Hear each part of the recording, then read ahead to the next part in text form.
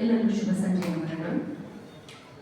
ಅಕ್ಕನ ಒಂದು ವಚನದಂತೆ, ಅಯ್ಯ ತನ್ನ ತಾನರಿಯಬೇಕಲ್ಲದೆ ತನ್ನಲ್ಲಿಯೇ ಅರಿವು ಸ್ವಯವಾಗಿರಲು ಅನ್ಯರನ್ನು ಕೇಳಲುಂಟೆ. ಚನ್ನಮಲ್ಲಿಕಾರ್ಜುನ, ನೀನರಿವಾಗಿ ನನಗೆ ಮುಂದು ತೋರಿದ ಕಾರಣ ನಿಮ್ಮಿಂದ ನಿಮ್ಮನರಿವೆನು.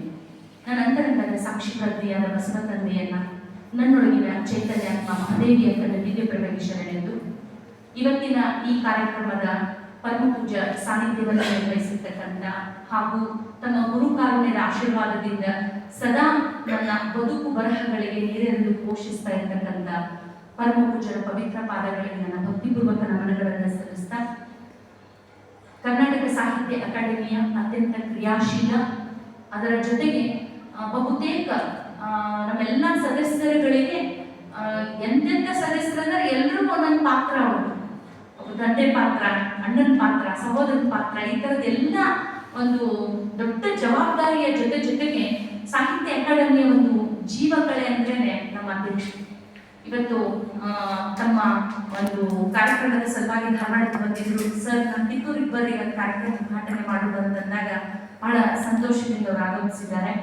ಅಧ್ಯಕ್ಷರಿಗೂ ಕೂಡ ನಾನು ನನ್ನ ನಮನಗಳನ್ನು ಸಲ್ಲಿಸ್ತಾ, ವೇದಿಕೆ ಮೇಲೆ ಇವತ್ತು ನಮ್ಮ ಚಕೋರ ಬೆಳಗಾವಿ ವೇದಿಕೆಯಿಂದ ಇಬ್ರು ಸಂಚಾಲಕರನ್ನ ಆಯ್ಕೆ ಮಾಡಲಿಕ್ಕೆ ಸರ್ ನನಗೆ ಇದನ್ನು ಕೊಟ್ಟರು, ಆದೇಶ ಕೊಟ್ಟರು. ಹೀಗಾಗಿ ನಮ್ಗೆಲ್ಲ ಗೊತ್ತಿರೋ ಹಾಗೆ ಎಲ್ಲ ಶಾಸ್ತ್ರಿ ಸರ್ ಅವರು ಮತ್ತೆ ನಾಯಕ್ ಸರ್ ಅವರು, ಇವ್ರ ಹೆಸರನ್ನ ನಾವು ಹೇಳಿದಾಗ ಅದನ್ನ ಯಾರು ಕಲೆ ಹಾಕ್ಲಿಕ್ಕೆ ಸಾಧ್ಯನೇ ಇಲ್ಲ. ಬೆಳಗಾವಿ ವಲಯದಲ್ಲಿ ಅವರಿಬ್ರು ಈ ಸೇವೆಯನ್ನ ನಿರ್ವಹಿಸಲಿಕ್ಕೆ ನಮ್ಮ ಜೊತೆಗಿದ್ದಾರೆ. ಇವತ್ತು ನಮ್ಮ ನಾಡಿನ ವಾಣಿಜ್ಯ ಶಾಸ್ತ್ರ ಪ್ರಾಧ್ಯಾಪಕರಾಗಿದ್ರು ಕೂಡ ಕನ್ನಡದ ಬಗ್ಗೆ ಮತ್ತೆ ಕನ್ನಡ ಸಾಹಿತ್ಯದ ಬಗ್ಗೆ, ಹಳೆಗನ್ನಡದ ಬಗ್ಗೆ ಬಹಳ ಅದ್ಭುತವಾಗಿ ಮಾತಾಡಬಹುದಾಗಿರ್ತಕ್ಕಂಥವ್ರು ನಮ್ಮ ಪ್ರಜ್ಞೆ ಮತ್ತೆ ಹೇಳಿ ಮಾಡಬಹುದು. ಅವರು ಕೂಡ ನಮಗೆ ಹಳೆಗನ್ನಡದ ಯಕ್ಷಗಾನ ಕಲಾವಿದರು ಮಾಡಬಹುದು. ಹೀಗಾಗಿ ನಾನು ಅವ್ರಿಗೆ ರಿಕ್ವೆಸ್ಟ್ ಮಾಡ್ಕೊಂಡಾಗ ಯಾವುದೇ ಇದು ಇಲ್ಲದೆ ಒಪ್ಕೊಂಡು ಮೇಡಮ್ ನಾನು ಖುಷಿಯಿಂದ ಬಂದು ಆ ವಿಷಯ ಕುರಿತು ಮಾತಾಡ್ತೀನಿ ಅಂತ ಹೇಳಿದ್ದಾರೆ. ಮತ್ತೆ ವೇದಿಕೆ ಮೇಲೆ ಈ ಕಿತ್ತೂರಿನ ಇತಿಹಾಸವನ್ನ ಈ ನಮ್ಮ ತಲೆಮಾರಿಗೆ ಯಾರಾದ್ರೂ ಅಷ್ಟು ಸ್ಪಷ್ಟವಾಗಿ ಹೇಳೋರಿದ್ದಾರೆ ಈ ಇದಕ್ಕೆ ಕರ್ನಾಟಕಕ್ಕೆ ಅಂದ್ರೆ ಅಷ್ಟೇ ಅಲ್ಲ, ಕಿತ್ತೂರು ಕರ್ನಾಟಕ ಭಾಗದಲ್ಲಿನೇ ಒಂದು ಸಂಶೋಧಕರಾಗಿ ಹುಟ್ಟಿಸ್ಕೊಂಡಿರ್ತಕ್ಕಂಥವ್ರು ಮಹೇಶಣ್ಣ ಚನ್ನಂಗಿಯವರು. ಅಣ್ಣ ಉಪಸ್ಥಿತ ಇರಬೇಕು ಅಂತ ಕೇಳ್ಕೊಂಡೆ, ಅವರು ಕೂಡ ಖುಷಿಯಿಂದ ಬಂದಿದ್ದಾರೆ. ಹಾಗೆ ಎಲ್ಲ ಈ ಕಾರ್ಯಕ್ರಮವನ್ನ ಇದು ತಮ್ಮದೇ ಅಂತ ಹೇಳಿ ಹೆಗಲ ಮೇಲೆ ಜವಾಬ್ದಾರಿ ಹಾಕೊಂಡು ಮಾಡಿರ್ತಕ್ಕಂಥ ಅಣ್ಣ ದಳವಾಯಿ ಅವರು ಇದ್ದಾರೆ. ಹಾಗೆ ನನಗೆ ಬಹಳ ಮುಖ್ಯ ಅಂತಂದ್ರೆ ಈ ಭಾಗದಲ್ಲಿ ನನ್ನ ಸಹೋದರತ್ವದ ಬಹಳ ದೊಡ್ಡ ಬಳಗ ಇದೆ.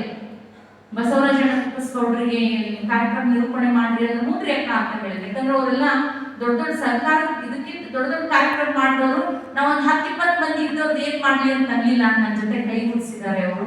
ಅವರಿಗೆ ನಾನು ನಮನಗಳನ್ನ ಸಲ್ಲಿಸ್ತಾ, ನಮ್ಮನ್ನೆಲ್ಲ ಸನ್ಮಾನಿಸಿದ್ದಾರೆ ನಮ್ಮ ನಾಗೇಶ್ ನಾಯ್ಕ್ ಸರ್ ಅವರು. ಈ ಬೆಳಗಾವಿ ವಲಯದಲ್ಲಿ ಅಂಕಣ ಬರಹಗಾರರಾಗಿ ಜೊತೆಗೆ ಬಹಳ ಪ್ರಮುಖವಾಗಿರ್ತಕ್ಕಂಥ ವಿಮರ್ಶಕರಾಗಿ ಗುರುತಿಸಿಕೊಂಡಿರ್ತಕ್ಕಂಥವರು ನಾಗೇಶಣ್ಣ ನಾಯಕ್ ಸರ್ ಅವರು.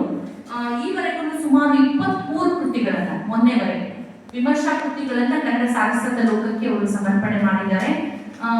ಅವರ ಒಲವು ಕಿಚ್ಚಿನ ಹಿಲಾಲು ಹಿಡಿದು ತುಂಬಾ ಪ್ರಸಿದ್ಧವಾಗಿರ್ತಕ್ಕಂಥದ್ದು. ಗಜಲ್ ಬರೆಯೋದರ ಜೊತೆಗೆ ಕಾವ್ಯ ವಿಮರ್ಶೆಗೆ ಬೆಳಗಾವಿ ಅಂತಂದ್ರೆ ಸಾಕು ನಾಗೇಶ್ ನಾಯಕ್ ಸರ್ ಅಂತ ಹೇಳ್ತಾರೆ ಅಂತ ಅಂಕಣ ಬರಹಗಾರವರು.